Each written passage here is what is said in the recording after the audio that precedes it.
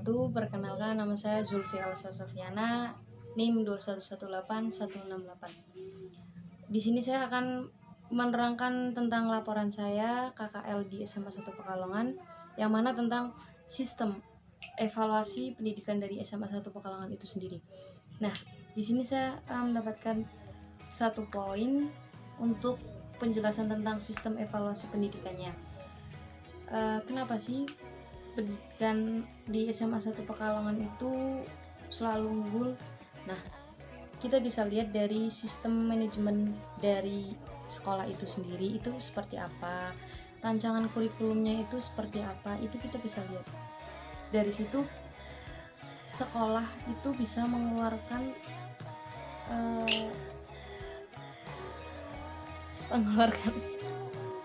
mengeluarkan sistem evaluasi yang tepat sehingga sekolah itu bisa terakreditasi.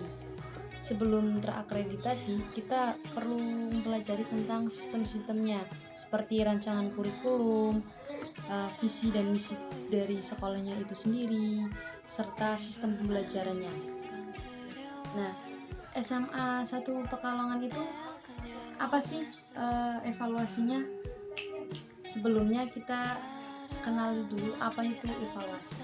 Evaluasi itu adalah proses yang dilakukan untuk mengukur pencapaian kompetensi peserta didik secara berkelanjutan dalam proses pembelajaran. Untuk apa? Untuk kemajuan melakukan perbaikan sistem pembelajarannya itu sendiri. Nah, dengan cara apa? Ketika guru itu melakukan suatu pembelajaran, itu akan diadakan evaluasi setiap akhir dari pembelajarannya itu sendiri.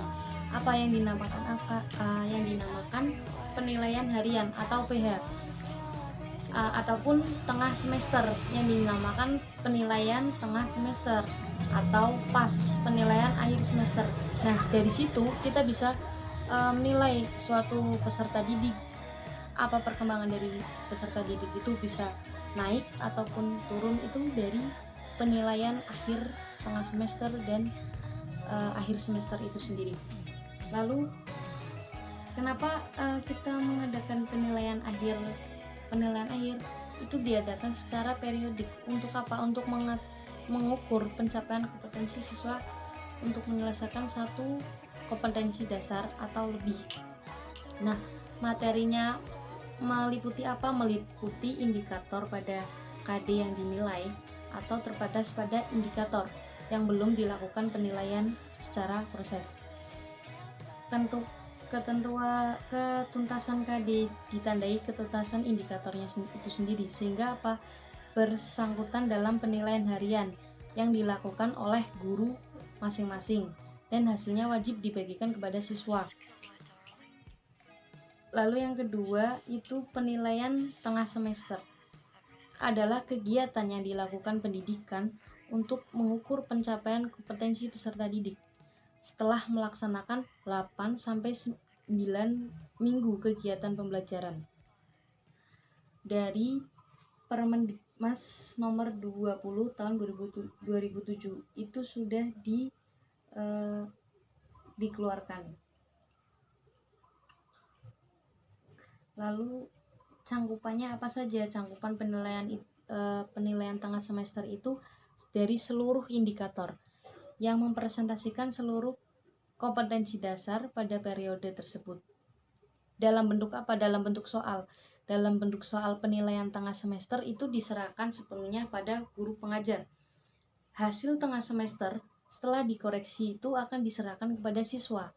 Nah, hasil penilaian tengah semester setelah tuntas tanpa diolah dengan proses dan tugas itu akan diserahkan tim penilai dari SMA itu sendiri, sehingga ketuntasan kompetensi dasar itu ditandai dengan ketuntasan setiap indikator ataupun sistem yang bersangkutan tersebut.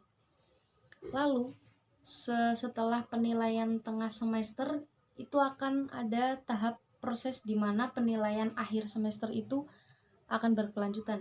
Nah, apa sih itu pas penilaian akhir semester? Itu adalah suatu kegiatan yang dilakukan pendidik untuk mengukur pencapaian kompetensi peserta didik di akhir semester. Dengan cangkupan materi itu meliputi seluruh indikator yang mempresentasikan seluruh kompetensi dasar pada semester tersebut. Itu sudah dikeluarkan oleh Permendiknas nomor 20 tahun 2007. Nah, dari penilaian akhir semester itu untuk memantau kemajuan belajar siswa setelah proses pembelajaran satu semester itu. Lalu apa? Untuk bisa menentukan nilai hasil belajar setelah proses pembelajaran satu semester dengan berbentuk soal pilihan ganda dan urean itu dibuat oleh guru, masing-masing guru. Untuk sebuah perbaikan dalam sistem pembelajaran bagi siswa itu kita perlu yang namanya evaluasi dalam sebuah penilaian akhir semester. Ketika kita memberikan tugas kepada siswa itu selalu ada evaluasi agar bisa menghasilkan nilai yang maksimal.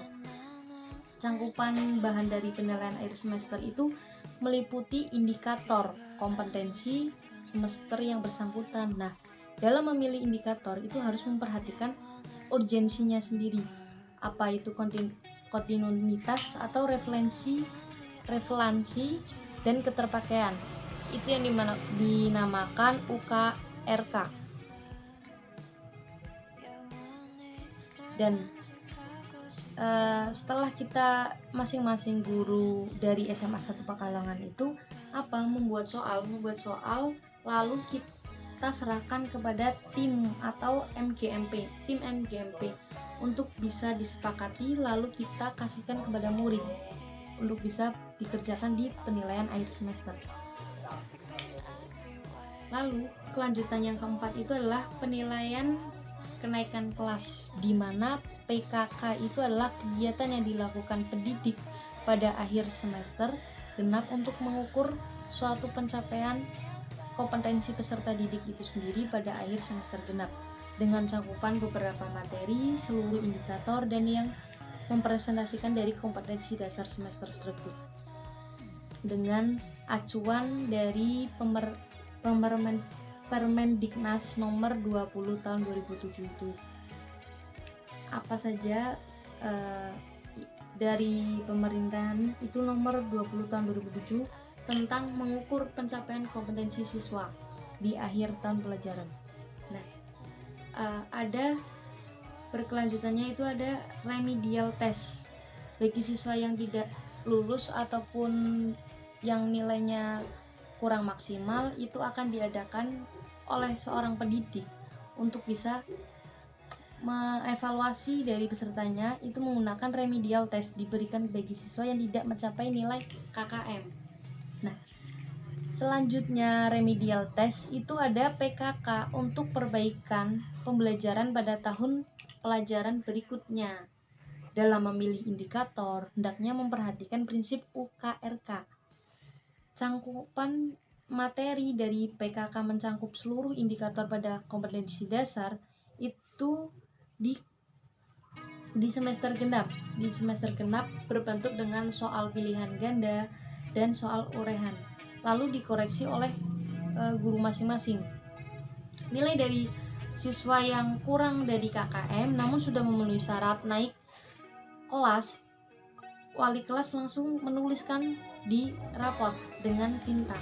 Soal harus disepakati dari tim MGMP tersebut. Nanti nilai raport semester ganjil itu yang kurang dari KKM langsung ditulis di raport. Nah, setelah ada evaluasi melalui tahap berikutnya itu adalah kenaikan kelas dan penjurusan, di mana kriteria dan kenaikan kelas itu dilaksanakan pada setiap tahun pelajaran.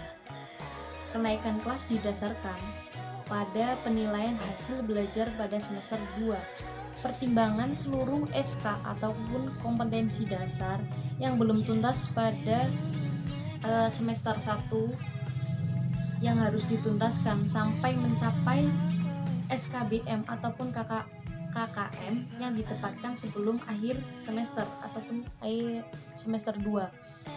Nah, peserta didik itu dinyatakan naik ke kelas ataupun tidak naik, itu bersangkutan tidak mencapai ketuntasan kurang ataupun kelompok mata pelajaran seperti agama, akhlak, mulia. Itu kita bisa menilai dari suatu sikap siswa itu sendiri.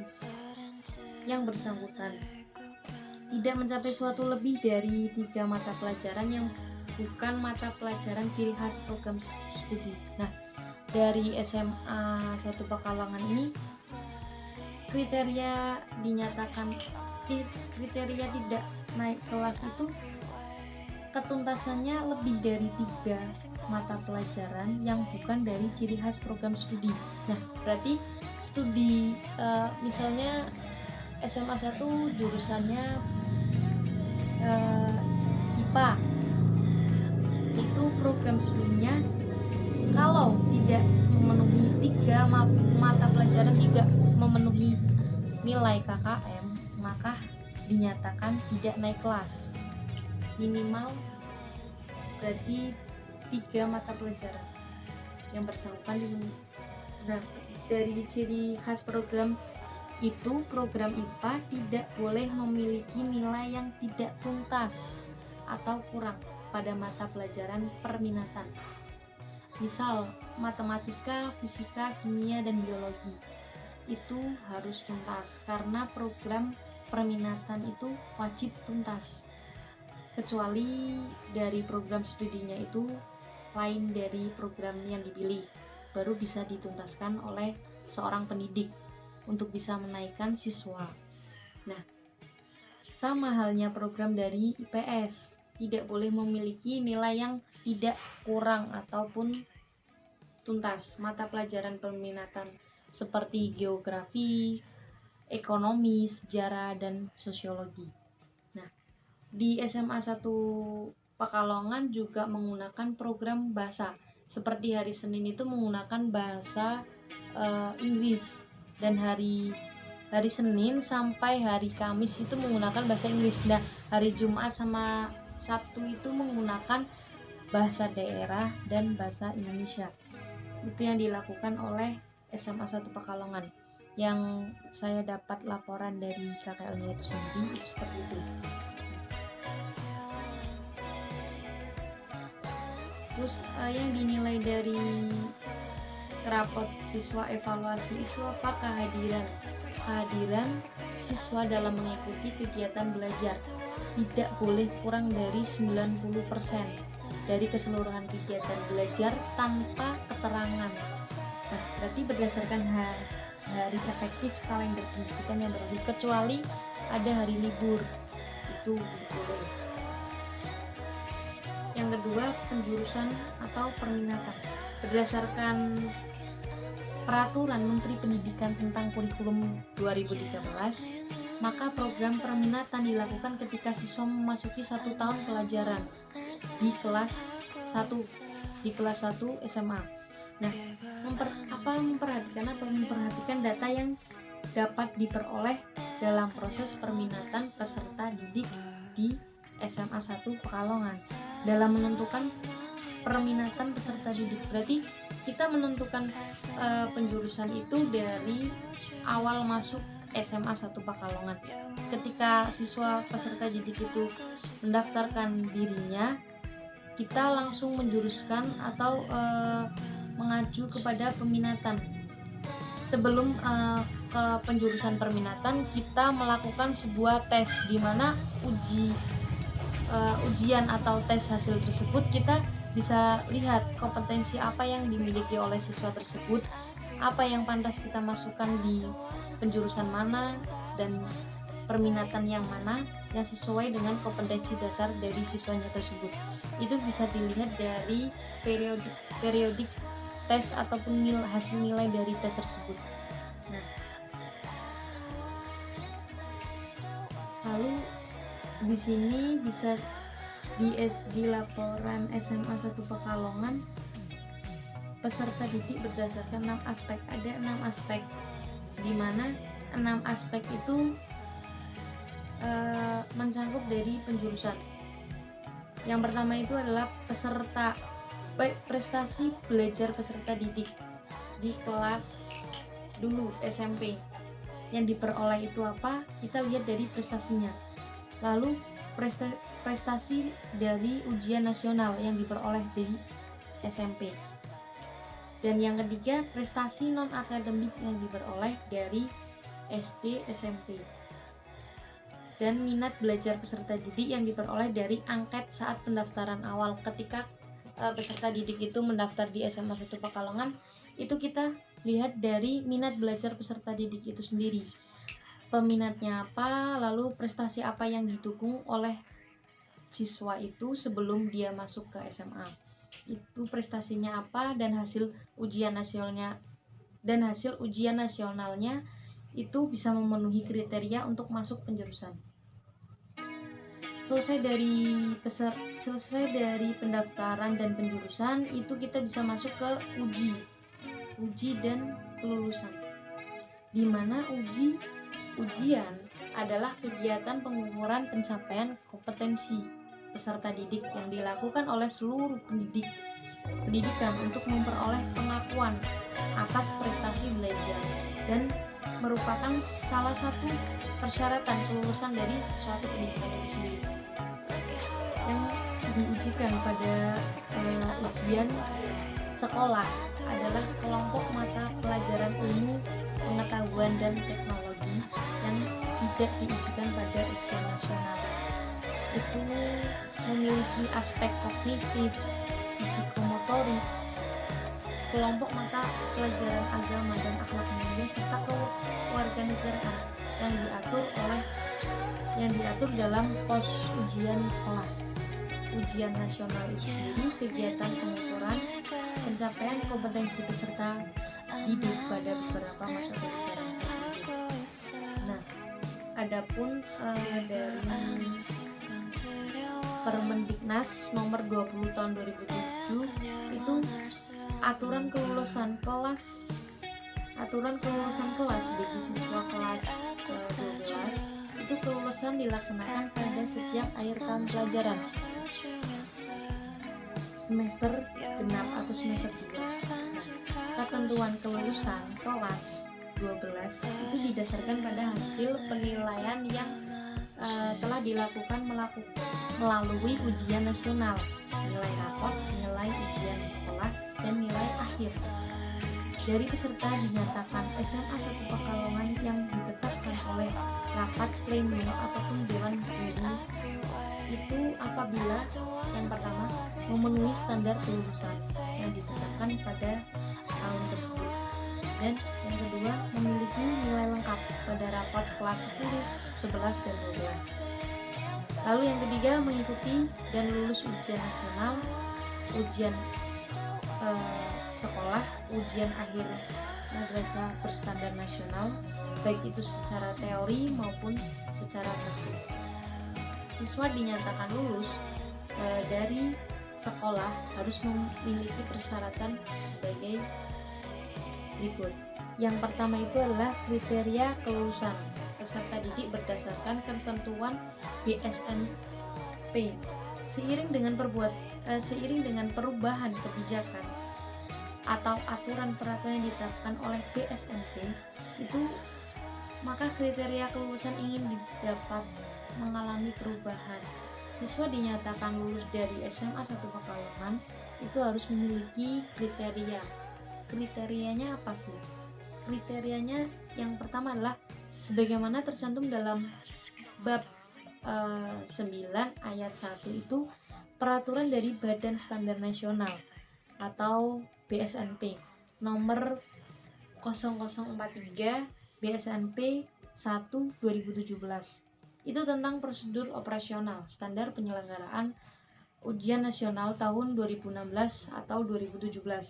Nah, nilai hasil ujian nasional dilaporkan dalam tentang apa? Tentang nilai rentang nilai 0 sampai dengan nilai 100 dengan tingkat tercapai kompetensi lulus dalam kategori sebagai yang pertama adalah sangat baik.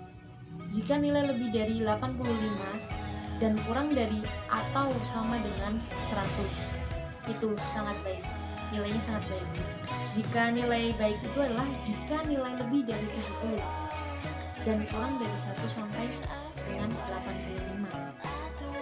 Jika siswa mendapatkan nilai cukup, itu berarti nilai lebih dari 55 atau kurang dari sama dengan 70.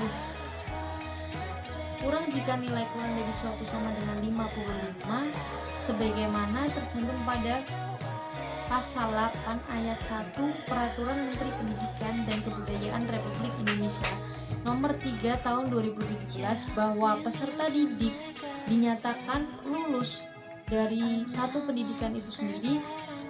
Yang pertama adalah menyelesaikan seluruh program pembelajaran, dan yang kedua memperoleh nilai atau sikap perilaku minimal baik itu untuk seluruh mata pelajaran ataupun untuk dari aspek non akademik itu sendiri. Nah, yang ketiga apa? Lulus ujian satuan pendidikan program pendidikan itu sendiri. Jadi yang telah saya tadi jelaskan itu intinya seperti ini. Ketika seorang siswa itu mau lulus, itu harus ada suatu langkah-langkah ataupun stepnya. Nah, apa? Mengikuti kegiatan pembelajaran, mengikuti ujian akhir, mengikuti tengah semester, mengikuti ujian akhir semester. Lalu nilai rapot. Nilai rapot itu semua harus tuntas. Ketika siswa itu hanya bisa mendapatkan nilai cukup, maka konsekuensi dari siswa itu tidak lulus ataupun tinggal kelas. Nah, sebagaimana tercantum pada Pasal 18 Ayat 2 dalam Peraturan Pendidikan Kebudayaan Republik Indonesia itu nomor 3 tahun 2017 bahwa kelulusan peserta didik itu ditetapkan oleh satuan pendidikan yang bersangkutan. Berarti apa? Suatu keputusan dari SMA itu sendiri, yang mana visi, misi, tujuan itu harus menghasilkan output yang baik dari siswanya itu sendiri. Tapi terlebihnya dari koordinator ataupun dari instalasi dari SMA 1 Pekalongan itu sendiri harus membuat rancangan kurikulum ataupun sistem pembelajarannya itu jauh lebih baik agar menghasilkan apa? Agar menghasilkan suatu siswa output yang baik, output yang jauh lebih baik lagi. Nah, di sini peserta didik dinyatakan lulus tadi itu ya. Peserta didik dinyatakan lulus dari SMA itu jika mengikuti ujian sekolah, ujian akhir tengah semester itu harus nilai dengan di atas KKM. Kalau misalkan nilainya itu di bawah KKM, itu kita sulit untuk bisa mengangkat sebuah nilai ataupun sebuah hasil dari siswanya itu sendiri.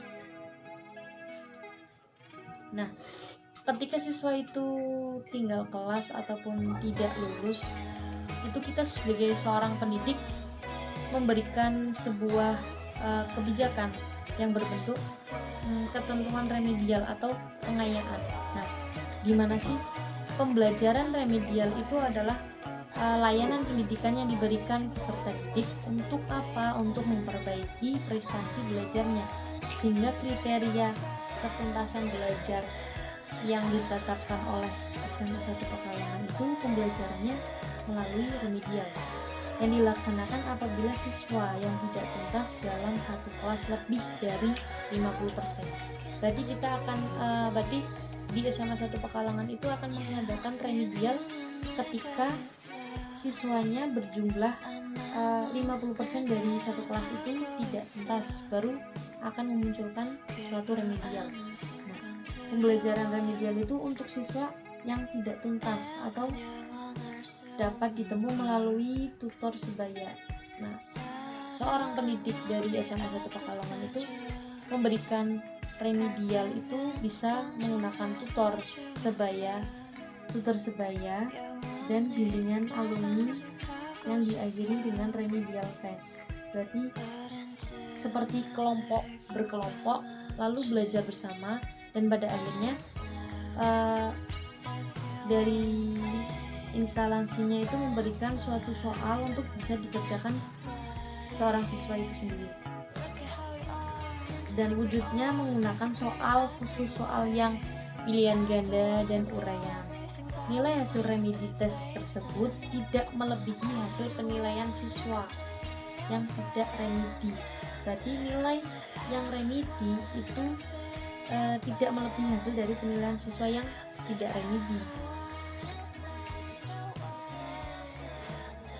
Dan nilai yang siswa tidak remedi ditambah dengan 2 siswa yang remedi sekali tuntasnya nilai ditambah 1 siswa yang remedi tuntas lebih dari 2 atau 3 kali nilai maksimal dengan mencapai KKM.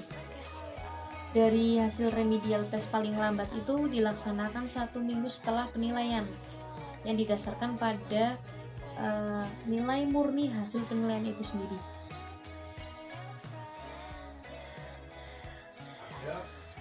Nah, mungkin itu saja yang dapat saya jelaskan di sistem evaluasi SMA 1 Pekalongan ketika siswa itu tidak lulus ataupun tidak tuntas dalam pembelajarannya. Itu sistem evaluasi yang sangat-sangat baik menurut saya. Karena apa?